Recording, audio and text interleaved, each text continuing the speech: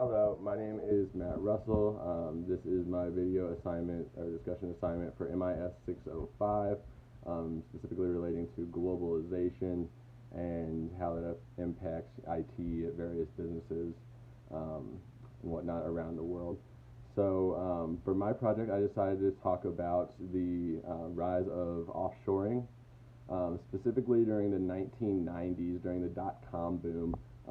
As the text mentioned, companies were laying thousands and thousands of miles of cable across the world, not just in the U.S., but also in India and the Philippines, which is relevant because during that time, due to the lower labor costs there, the United States decided to, as well as the UK, decided to ship a lot of customer service and call center type roles to those countries.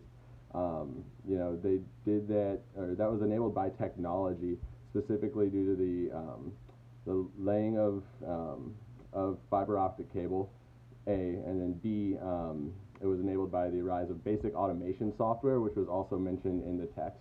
And what I mean by that is the basic functionality when you call in, not having to talk to an operator, and just being able to, press 1 to get directed to X department, press 2 to get directed to Y department, etc.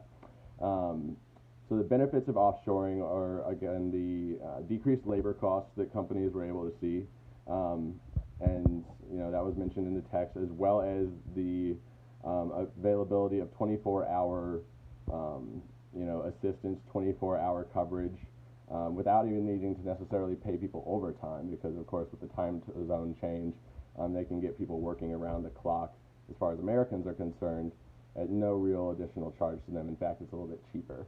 So it was kind of a no-brainer at the time, or that's what it appeared to be. However, in about 2008, 2009, right after the recession started to, kind of get better, offshoring kind of began to contract. As far as business is concerned, businesses began to send those jobs back to the United States, kind of for a couple of different reasons. Not necessarily due to technology, more due to rising labor costs in the host countries, which I guess is a good thing. People are getting paid more there, which is generally a really good thing. And the second reason is due to people just started to kind of care about quality of service. That became the number one metric that people were concerned about, and the businesses began to be concerned about.